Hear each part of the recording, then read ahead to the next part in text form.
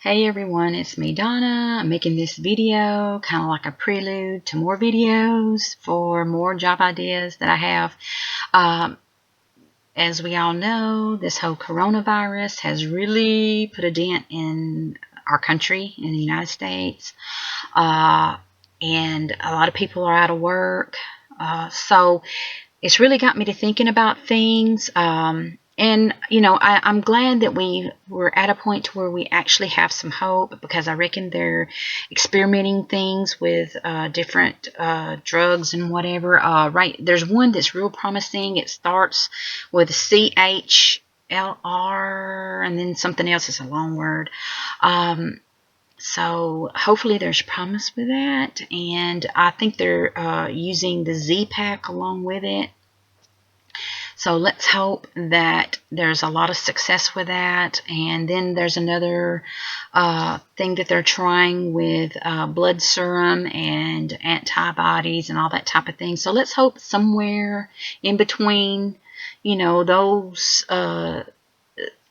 different treatments that something is successful. And I know people are different. Some things work, well, other things don't, but let's hope that we find something, or, some happy medium somewhere that will benefit most people, and at least have a backup. If one thing doesn't work, then maybe something else will, that type of thing, to where it doesn't have like big side effects or anything like that, and that people get through this, and that people won't die from it, and won't be contagious and spread it to other people and whatever. So let's just hope that everything works out.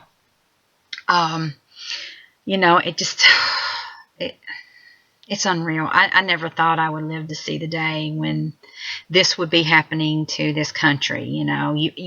I've heard it for years in movies and all that type of thing and everything. And, and when you go back and you think about it, and you think about all the movies, and you think about everything that happens, it kind of gets you to wondering, and you start thinking about conspiracy theories and all that type of thing, which I don't want to get into deep. Because they, theories vary. Some are real extreme, some not so much. Some of them are more believable, blah, blah, blah. And it kind of makes you wonder, could we have been sprayed? Who knows who could have been responsible for that? I don't know. There's no way to prove it or disprove it. We can, that's like sometimes I'll film them doing chemtrails and everything. I don't know what's in that stuff. Nobody does. People can say one thing or the other. Oh, that's just airplane. No, that's not just airplanes. The way these things act, that's not just a regular airplane going through with passengers or whatever. There's something else going on with these airplanes. I'm telling you guys, they're doing some weird things up in that sky. I mean, they're doing all kinds of stuff, and spraying out this stuff that ends up being a cloud. Like, it goes from what you would think of as a contrail, it lingers around, and then it spreads out, and then boom, you got rain clouds. Well, what the heck is in that? We don't know.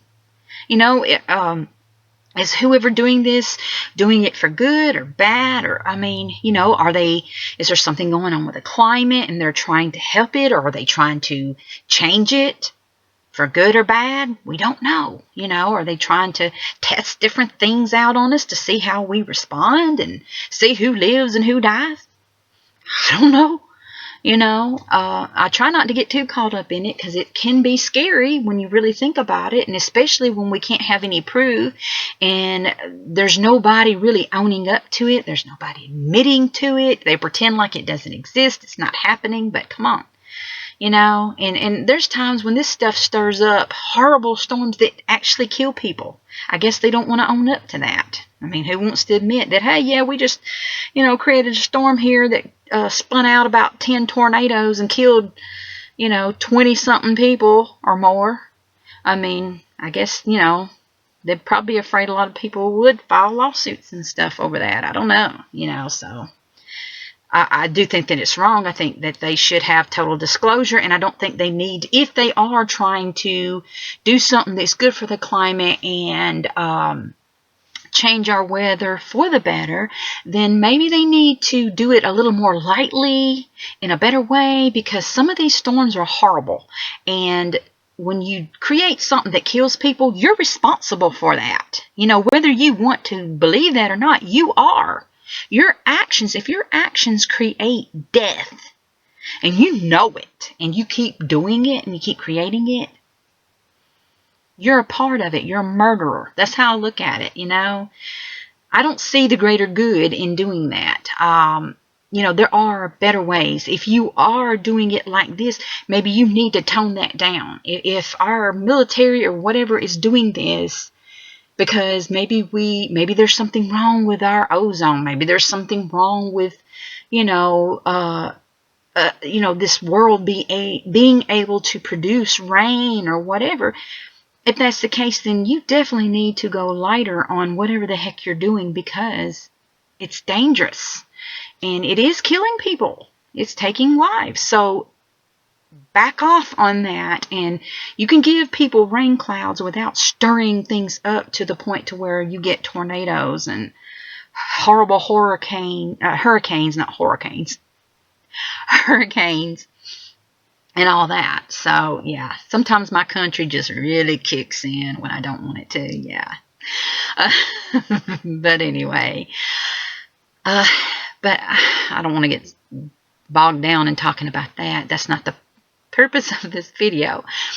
But all this has got me to thinking about jobs, about what can we do to protect America in case something like this happens again? You know, as far as jobs, I don't want to knock out foreign people's jobs, you know, Chinese workers, you know, whatever. I know those people work hard and they probably need their jobs just like we need our jobs. But I definitely think something needs to be done about our manufacturing, because a lot of our manufacturing jobs have left America. Especially the sewing plants, you know, jobs like that, gone. They no longer exist, especially in these smaller areas, these, Alabama towns and all that, you know. We used to have like 3 or 4 sewing plants back in that, you know, between the 70s and the middle 90s. You know, we had those sewing plants. Don't have them anymore. They're gone, you know. I think we need to do something to create new sewing plants. Let's bring some of that stuff back, because in this area, the manufacturing jobs, the slim ones that we have left, deal with poultry or mobile home manufacturing, or steel, or different types of metal manufacturing, and maybe, I don't know, fireplace manufacturing, things like that. I mean, I'm not knocking those jobs. I mean, some of them probably pay pretty good. I don't know. That's just what I hear, you know, but not everybody wants to work in those facilities. I mean, although, you know, any of us may have to one day, but I would like to see a variety of jobs come in this area, you know, and I think it's time, as we have seen, we need to bring these jobs back so that people will have a place to work, and America can get a hold of the supplies that it needs. Because here's the thing, back when, you know, me working in housekeeping and dietary through the years, back, gosh, about 15 or so years ago, you know, hospitals kept plenty of supplies when it came to disposable, like your disposable masks, your gowns, you know, all that, you know, PPE gear, as they call it. You know, they had plenty of that. People were constantly schooled on that type of stuff. People were prepared. But now I've noticed a lot of that stuff has laxed. That stuff is not really available like it used to be. So something has gone wrong in the whole distribution of it all. And I think somehow or another, I don't know if it's because of the change of the medical system or what has gone down, or if the distributors have merged and, you got like a monopoly as far as having access to these supplies, or if it's because a lot of the jobs went overseas, which I think it's a combination of all of it. I think that because of that, naturally, if you get a lot of your supplies overseas, you're not going, they're going to think about their country first. If they've got these manufacturing plants and everything, and they have a crisis, they're going to look after their people first. So then what does that do for the supply chain? It limits it. So that's why I think that we need to bring these manufacturing jobs of these disposable items back to America. I know people want, these companies are so greedy nowadays that all they're thinking about is that bottom line, and they think, well, goodbye. But then when you put people in crisis and you are creating a problem, then, and your greed gets in the way, then I think you need to kind of be phased out. I think companies need to stop looking so much at the bottom line and start looking at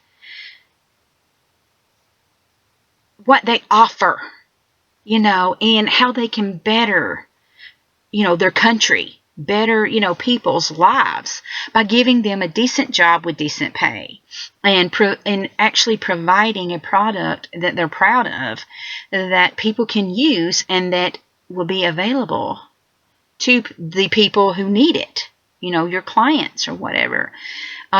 So something definitely needs to be changed. A lot of things need to be changed as far as that goes. And I think also, a lot of these long-term facilities, these, nursing homes and all that, a lot of them need to rethink their procedures as far as dealing with isolation things.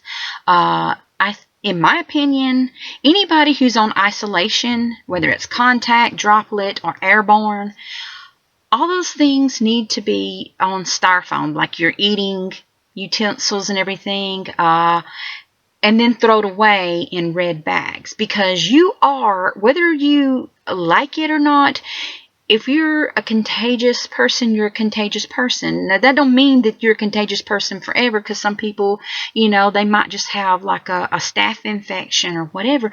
But still, while you can, while you're contagious, that's the word I was looking for. While you are contagious, people need to be protected from you. And it's not to put anybody down, but it's a fact. Why is it that, they're not, some nursing homes would rather, they're getting to the point to where they're more concerned about, I don't want to use a bunch of throwaways, so we'll just send everything back to the kitchen. We'll just put it in a bag and let the dishwasher decide whether they're smart enough to speak up about, not wanting to be contaminated from this stuff. Because just because you put it in a bag and you send it back to a kitchen, you don't know what's going to happen once it reaches that kitchen. Someone opens up that bag, and if whatever's in there is airborne, it's going to hit them in the face, okay? And they could be contaminated. If it's droplet or it's contact, if it gets on their skin, because a lot of times with your uniforms and your scrubs and everything, you don't have anything protecting your arm. So guess what? That stuff could get on your arm. When you're spraying it off, it can get in your eye. Why does it take people in the kitchen standing up and saying, hey, wait a minute, I need to be protected, before some facilities will think and offer that? That needs to change, and I'm not knocking, which I don't know at this point in time, I don't know if that's Alabama's state regulations or not. I don't know what the real true deal is on that, but I've been told that that's okay because of dignity issues. Well, here's how I look at it. Safety comes before dignity. I'm sorry, but just because you don't want to be seen eating out of styrofoam, that's not the public's problem. Our safety should come first. You know, and it's not that horrible eating out of styrofoam. I think most people in this world who have eaten out have eaten from styrofoam and had to use plastic utensils. I would rather do that myself if I'm contagious. I would rather do that and protect someone from getting what I've got than to be selfish and to be able to have my way and eat off nice dishes. You know what I mean? Like, I don't understand that logic. But again, if that's, if that's state regulation, I feel like it needs to change. Then that means there's something wrong with someone in the State Department who's come up with that, because, at most of your hospitals that I'm aware of, that is a no-go.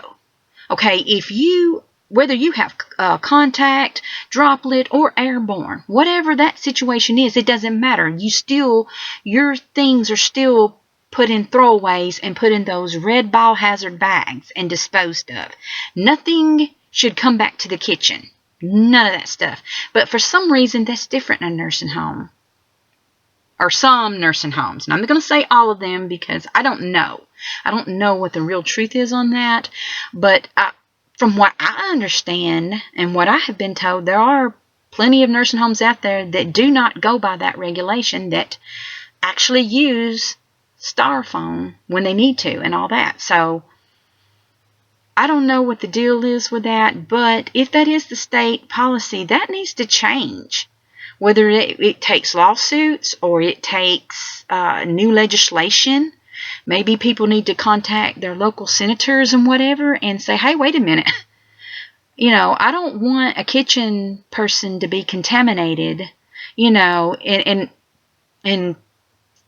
put in a situation to where they have to decide themselves whether or not they want to use protective gear or not, to keep from being contaminated by someone who doesn't want to eat on styrofoam. I mean, nursing homes should have the same policies that hospitals have. They should be the same, and it should be federal. There should be no difference between states as far as that goes. I mean, this should be a federal, universal precaution thing. That should always come first. So, why doesn't it? Why is that even being allowed? That's like shocking the heck out of me. Why does that policy even exist? I mean, who's too good to eat out of styrofoam when you're contagious? I'm sorry, but that's just how I feel about it. But I'm going to shut up about that, because me talking about this could probably end up getting me fired. So, yeah. But, just saying. Anyway, what was I talking about? Yeah, so, anyway, like I said, I think that we need to bring back manufacturing jobs. We need to, and like with those disposable type things, your masks, your gowns, just your suits, all that type of thing. We need to bring that back. There's so many things that need to be thought about and done. So anyway, I'm going to chop these videos up, and I'm going to talk about each idea. And some of this is stuff, kind of like old ideas that I've already had, but I still want to talk more about it, and, just kind of keep it, refreshing and all that, and to keep it on my, the front line and everything as far as my, video selection and everything, so that maybe somebody can come across it and decide to actually do it. Because I just want to see my town grow as well as other towns in this country. I want to see more offered to people, and for people to have better jobs, because I sure would love to have a choice of better jobs. I just want to have that opportunity. So anyway, I will see you guys in the next video. Bye!